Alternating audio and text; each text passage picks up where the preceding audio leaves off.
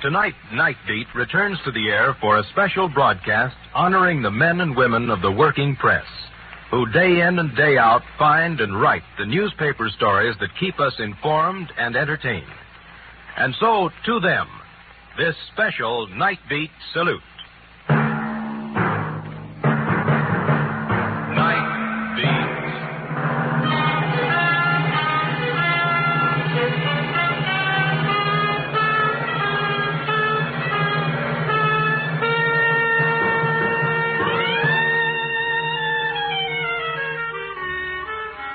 Hi, this is Randy Stone. I cover the Nightbeat for the Chicago Star. Stories start in many different ways. This one began in a nightclub with jazz music and laughter and ended in a church with organ music and death.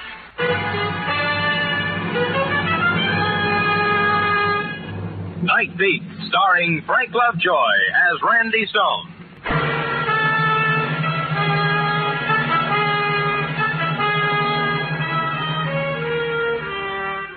On my job, you sort of come to terms with the night. You have to, because that's where you learn the lessons of the day. Lesson 1, the night is for sorrow, the day, regret. Lesson 2, you can't hide in the darkness, for the night has 1,000 eyes. Lesson 3 to 100, don't go looking for the dawn with a gun, because it might come up like thunder and leave you dead on the doorstep. Sob stories fill the night. Unhappy love affairs, girls gone astray, bookkeepers who stole from their tills, men who died drunk and friendless. Last night I decided to pass them up and stroll under the bright lights and listen to laughter. So I picked out a couple of fancy bistros on the Gold Coast and started the rounds to watch champagne flow and eavesdrop on the happy stories of success, promotion, love, and friendship. But it didn't work. Like an iron filing, I was drawn to the magnet of unhappiness. It happened in the Pelican Club. He was sitting alone. Tall, gray-haired, rugged, a face full of some 50-odd years, I guess, and full of some other things no one could guess. There were 3 drinks at the bar before I made out who he was. A man who was once big in a way that only prohibition made them big.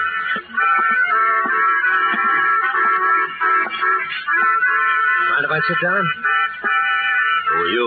Randy Stone, Chicago Star, Mr. McMasters. Well, you're the first one What first one? who's recognized me. Well, only from your pictures. It was a long time ago. Time? I know more about time than you or that old guy they always have around on New Year's with a beard and a haircut. I just thought there might be a story somewhere. Sure. Sit down. I'll tell you a story. Once upon a time, there was a guy who had everything. Money, friends, a future. And a bunch of old women made a law called the Volstead Act. You remember it? Yeah, but I wasn't thirsty at the time. Well, a lot of people were. Everybody, in fact. You see, the law was always supposed to be for the other guy, not for them. But there were no other guys. So this fella I'm telling you about got on the bandwagon. He bottled millions of violations of the Volstead Act, made a lot of money, and a lot of trouble. Am I boring you? If you are, I asked for it, but you're not. Well, the trouble got him a lot of jail. 19 years of it. Started in 1931, ended just 2 days ago. I see.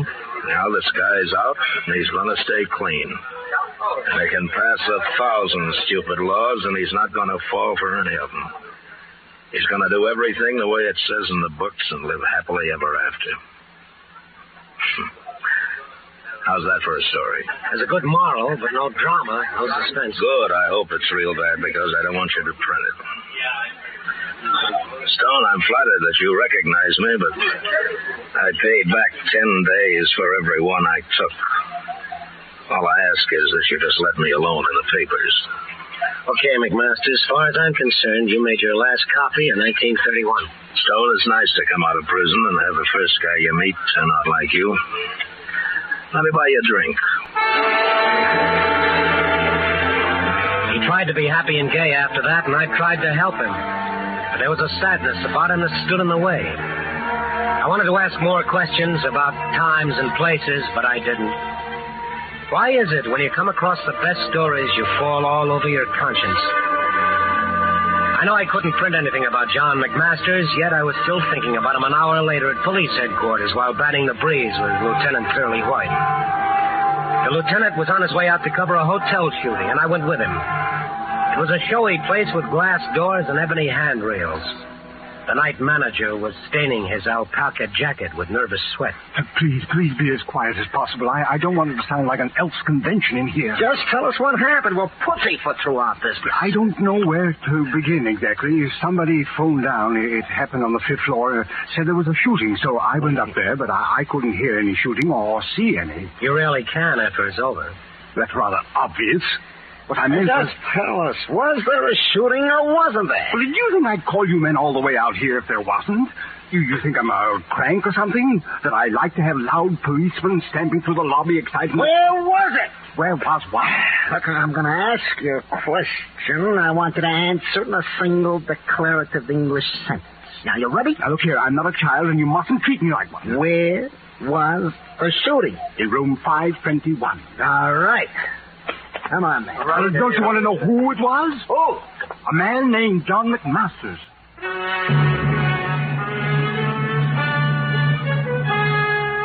We found McMasters lying on his bed. The rumpled silk counterpane was slowly changing from chartreuse to a bright crimson. 2 bullets had ripped ragged holes in him through flesh and bone. His face was a shade paler and a line sadder. But when Lieutenant White questioned him, he was just as self-contained as ever. Hello, John. A long time. Yeah, Curly. You were just a flatfoot then. I was only the small fry department. You were strictly stumped for the commissioner. He did a good job. Yeah. How did it happen, John? This? Cleaning my gun. You're a loser, John. You're not supposed to have a gun. Oh, you know me and the law, Curly. We sometimes didn't hit it off. Where is the gun? I swallowed it. You don't want to say, huh? No, I don't want to say. Yeah, I don't know what makes you guys like you are, but I know it won't do any good to try and beat it out of you. Hey, Doc. Yeah? Get the ambulance ready. We'll take him to the police hospital. No, you don't, Lieutenant. I've served my time and I'm clean.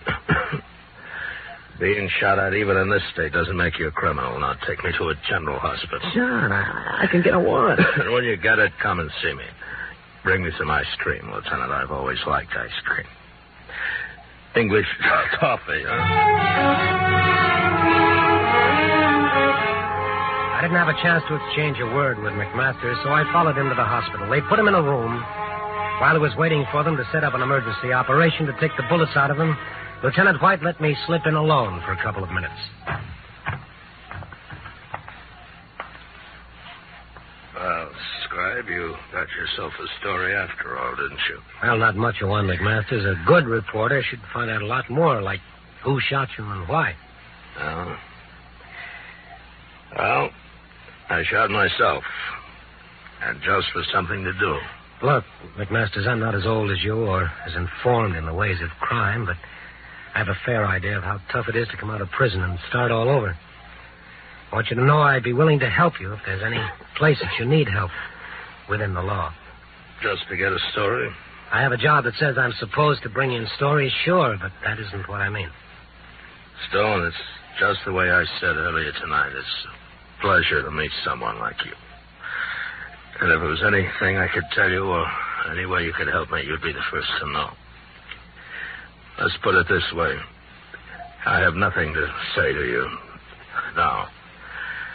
Come and see me tomorrow. Maybe I'll have a story for you then. McMasters was a riddle. His way of life, his long prison term, had equipped him with a certain stoicism that was almost impossible to penetrate. I could only stand and wait. At least I thought so at the moment. Lieutenant White was standing in the corridor when I came out. Find out anything, Randy? Nothing, Curly. Now, look, Randy, you're not pulling professional immunity on me, are you? I'm telling you the truth, Lieutenant. Say, do me a favor. Hold my badge and my ID card. Now, what's this for? Well, I'm carrying those. I'm a policeman. When I don't have them, I'm just a citizen. Now, this isn't for print, but in that room, on that bed, there lies quite a man. You couldn't fight it. Everyone who had contact with John McMasters felt the same way. Despite his background, despite his code, despite his record, there was quite a man. It occurred to me I should know more about him, so I went back to the Star offices and poked around in the morgue file. Its folder started 1912 and was fat with yellowed clippings all the way through 1931. The clippings didn't mention a family or much else except a lawyer associate, a man named Julian Glass. When I found out all I could from the clippings, I went back to his hotel to see if I could wangle another once-over of McMasters' room. No, I'm sorry. Reporter or not, it simply can't be done. The police left explicit orders. Yes, I know, but is there anything you need these days, like a new sport coat or a couple of golf clubs? Mr. Stone, do I look corruptible? Well... Excuse me. Yes, madam, what did you want? Mr. McMasters' room, please. Oh, well, I'm sorry. Mr. McMasters was taken to the hospital shortly ago. What happened to him? Somebody shot him. He's still alive? I wouldn't know. Why don't you call... Oh, pardon me, ma'am. I can tell you about John McMasters. Who are you? Mr. Stone is a reporter. He is still alive at the county hospital, and as far as I know, he's under excellent care. Thank you. Would you mind telling me what your connection is with McMasters? I have no connection. Goodbye. Oh, just a minute. You must at least know him. Young man, you either get out of my way or I'll call a policeman. And she could do it, so I stepped aside and let her walk out of the hotel, but I followed not far behind her. She was middle-aged, gray-haired, and well-dressed, and she got into a good-looking car, and I got her number. Then I called one. Lieutenant White. Randy Stone, Lieutenant. Can you give me a rundown on the license number? Oh, no, not at this hour. The files are all locked. But you know where the key is. How about it? Oh, what's it for? Can't it go until tomorrow? It's for a story I'm working on. If you help me tonight, maybe I'll help you someday. What would your reporters do without it? All right, give it to me. It's Illinois 1375996. Illinois 1375996. All right, call back later, Stone.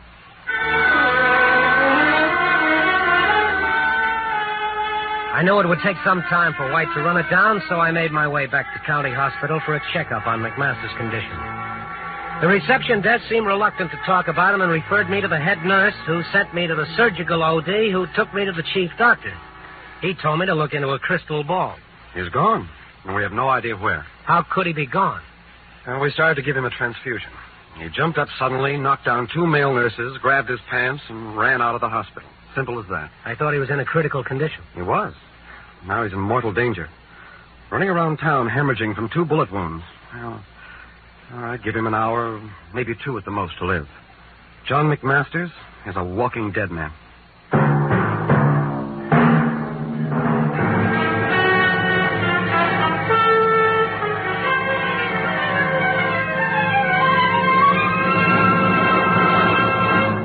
NBC is bringing you Nightbeat, starring Frank Lovejoy as Randy Stone.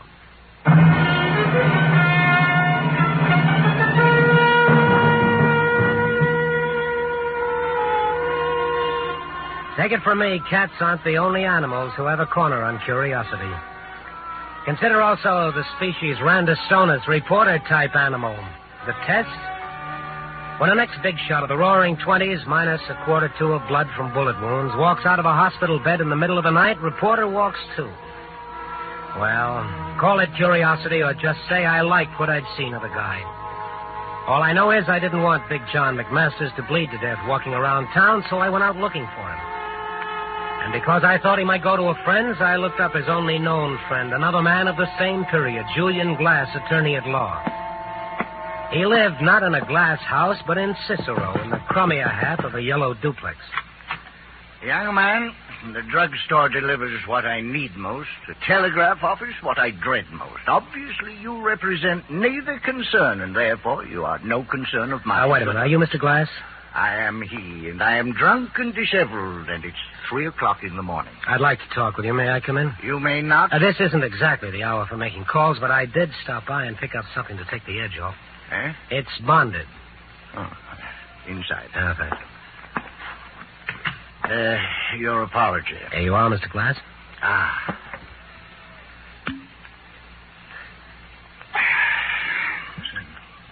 Now then, we'll make a bargain. As long as this lasts, you will last. Speak. I'm looking for a man. The entire world is looking for a man. Just one man. A man they so blindly presume who will break off these shackles that bind us and lead us forth into eternal justice. Yes, sure, but that's not the man I'm talking about. I'm a friend of John McMasters. You? You come from that place? Signs are not on you. The pallor's not with you? No. Oh, you lied. I didn't say that I was a convict. I'm a reporter. McMasters is out of prison. I'm aware of that. But did you know he was in an accident tonight, or he was attacked? I don't know which. Anyhow, he was shot, and an hour ago he left his hospital bed. I thought he might have come to you. What made you think that? You're the only man I know who might be his friend. Has he contacted you tonight? He has not. Is he here? He is not. Mr. Glass, if he isn't hospitalized soon, he'll die. Why is the phenomena of death so persistently alarming? So he'll die. They all die, usually from a bullet. Well, Mr. Glass... You've impressed me with the urgency of his situation. But John McMasters is not here, nor has he been here, nor has he contacted me. Well, I was just trying. I believe you. Your concern for him is a distressing irritation. What's the reason for it? As I said, I'm his friend. I like him. I think he deserves to live. You? His friend? Now, his friends, for the most part, are gone, like the years, like Homburg hats and the Charleston and Lime Ricky. Ones who are left are broken and tired with old faces like mine, like his, and they should be gone, too. Another age is here. Are you sure you're his friend? I once thought so. He once thought so. But now, I haven't enough strength to be his friend. Oh, Mr. Glass, Hello, people. Who's your friend, Julie? Mr. Glass to you. All right, Mr. Glass. Now, tell me, who's this? This is Mr. Stone. Mr. Stone, this is Mr. Engel, Marty Engel. I'm an associate of Mr. Glass's. Mr. Stone, I haven't seen you around before. Obviously, you just met Mr. Glass. Or you'd never offer him a drink. I wouldn't? No. You see, I sort of look after Mr. Glass. We're old friends. I was his office boy once, then a notary public. And when I finally got my degree, I became his partner. More or less. Isn't that right, Mr. Glass? Marty, you don't have to do this in front of Mr. And Stone. since Mr. Glass has fallen on some bitter days, shall we say I've undertook to assist him. Perhaps, I can help you? I don't think so, Mr. Engel. Then, would you be good enough to leave? Marty. Shut up. Mr. Glass, give Mr. Stone his bottle. Go ahead. Here. There you are, Mr. Stone. You were just leaving, weren't you? Julian Glass stood helplessly by watching. The look in his eyes held the same sort of sadness I'd seen in McMasters' eyes. But they were different, too. They held a weakness. The strong, sad eyes were somewhere else in the city, walking alone. And the lifeblood was slowly draining from the body that sparked them. I wanted to find McMasters more than I wanted anything in my life, so I went to the only other source I knew, the license number that belonged to a gray-haired woman with a kind face. Lieutenant White had done his duty. Randy, I shouldn't do this sort of thing. Now, come on. Tell me about the license number. Pleasure plates. Car owned by a pony named Constance Gardner, age 22, this city. Address? Lives in the 900 block at Sheridan Road. What number? Look it up yourself. I did what I'm not supposed to do already.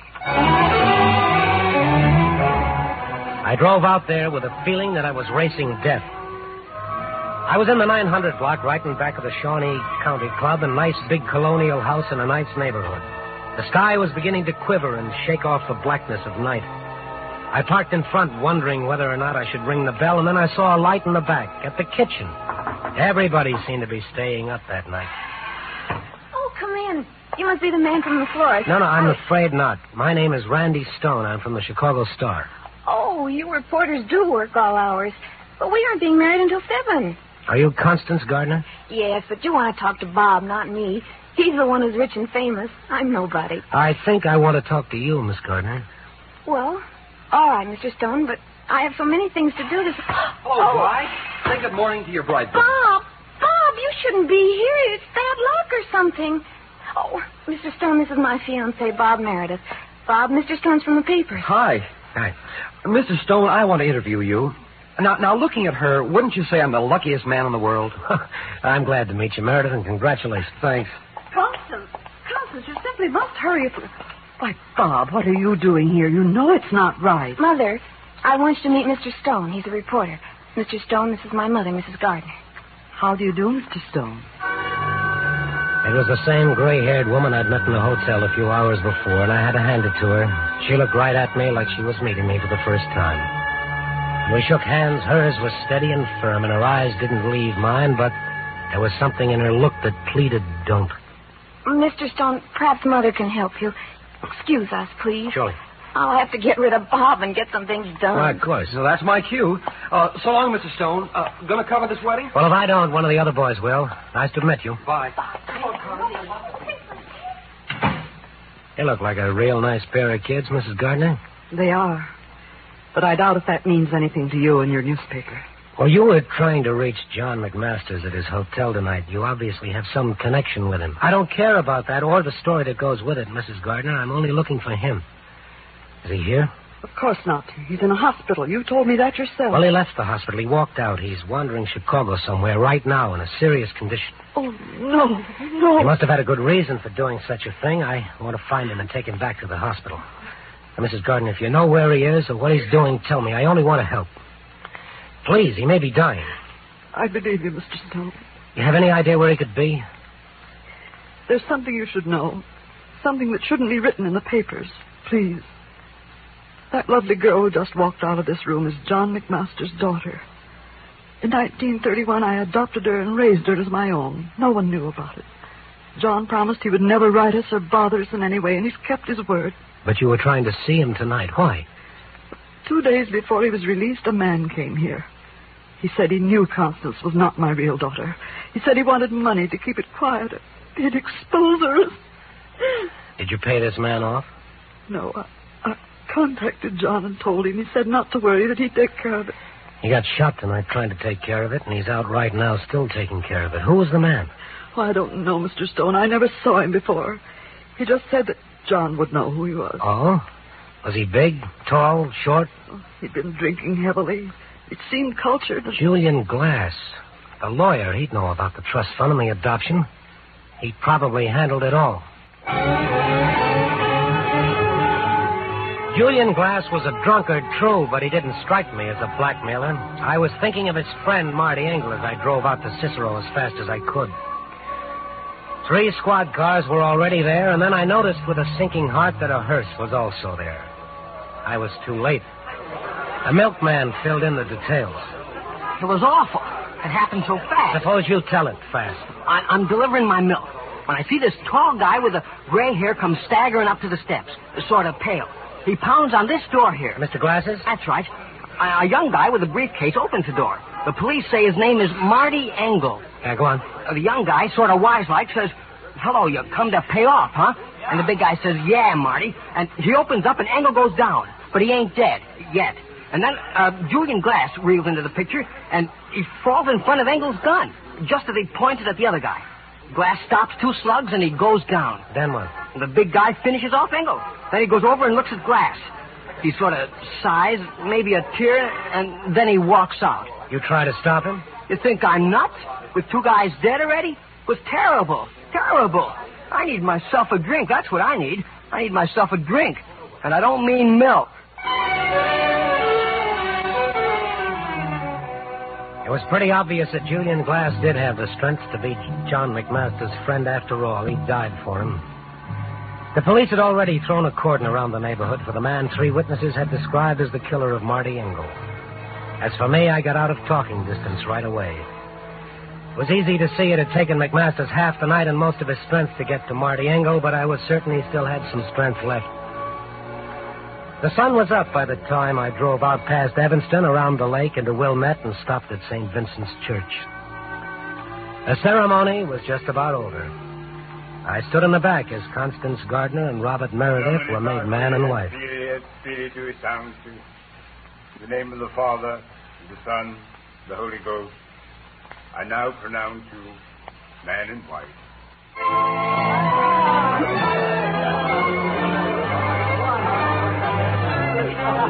They turned around and started down the aisle. That was when I noticed the tall, gray-haired man leaning quietly against the door.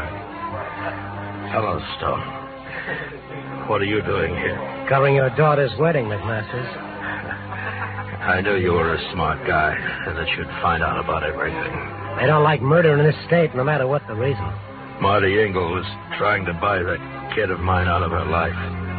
He found out who she was when he worked for Julie Glass. I had to stop him. Poor Julie. He did all he could, but... I'd better get you to a hospital. No, I want to... Stone, hold me up. Don't let me fall right here and ruin a wedding. Thank you. Hold me up, please. Sure. Oh, thank you very much. Thank you so much. Oh, Bob, there's Mr. Stone. Oh, yes. Hello, Stone. Thanks for covering it yourself. You can tell all of your readers I'm the happiest bride in the world. And quote me, please. I'll do that. Oh, Mr. Stone, do I know your friend? He seems familiar. No, you didn't know me at all. I'm sort of an associate of Mr. Stone's. I was glad I could be at your wedding. Oh, I'm glad, too. Hey, we've got to go now. Bye. Well, I told you you'd have a story this morning, Randy. You're going to print it? Nope. Thanks, Stone. Like I said, you're the kind of a guy I'm glad to meet.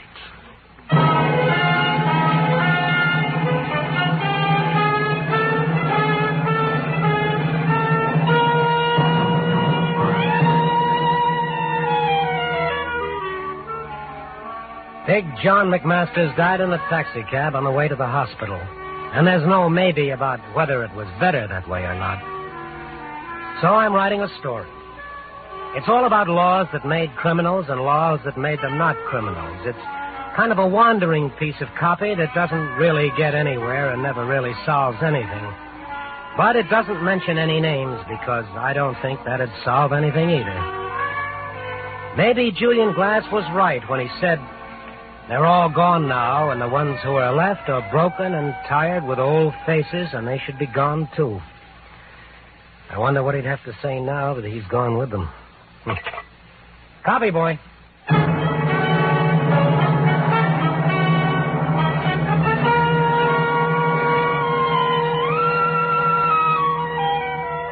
Nightbeat, starring Frank Lovejoy, is produced and directed by Warren Lewis. Tonight's story was written by John Michael Hayes and E. Jack Newman, with music by Frank Worth. John McMasters was played by Bill Conrad.